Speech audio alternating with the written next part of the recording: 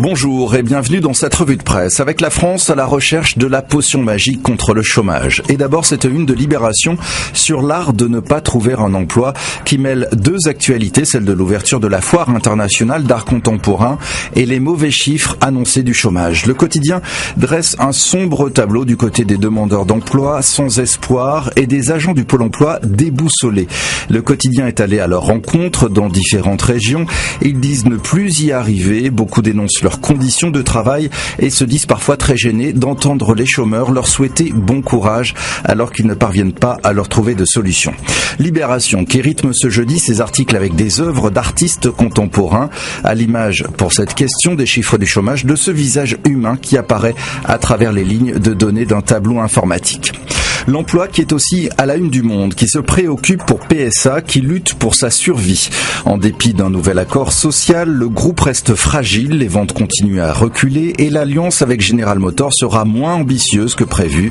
Le quotidien dresse un tableau qui montre l'ampleur des baisses de production dans les différents sites, alors que demain l'usine d'Aulnay qui ferme va produire sa toute dernière C3. Une une sur mesure pour le Figaro qui salue la sortie du nouveau Astérix avec un dessin qui montre le petit Gaulois moustachu en train d'acheter le Figarix qui titre sur les Pictes qui débarquent à Lutèce. Mais ce sont les Allemands et plus précisément Angela Merkel qui fait le gros titre du journal avec ses nouvelles accusations d'espionnage américain. Le téléphone portable de la chancelière allemande aurait été surveillé par la NSA. Même si Barack Obama, très embarrassé, s'en est directement défendu, les tensions sont de plus en plus forte sur la question entre les États-Unis et leurs alliés. Le Figaro qui publie justement à ce sujet la première interview depuis son éviction de Bernard Squarcini. L'ancien patron du renseignement intérieur se dit effaré par la naïveté de nos dirigeants qui semblent découvrir ces pratiques.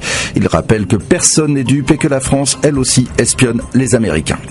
À la une du Parisien aujourd'hui en France, ce que la France doit aux étrangers et ce qu'Astérix doit à l'Écosse, puisque les nouvelles aventures du héros du jour dans la presse se déroulent chez les Pictes, donc les Écossais, un album très réussi signé Ferry et Conrad, dans la grande tradition des meilleurs BD de Goscinny et Uderzo. Le Figaro, de son côté, s'est amusé à demander à d'autres dessinateurs de revisiter la couverture de ce nouvel album. Notre préférence va à celle de Philippe Gueluc et son célèbre chat. C'est notre image du jour et c'est ainsi que l'on se quitte. À demain.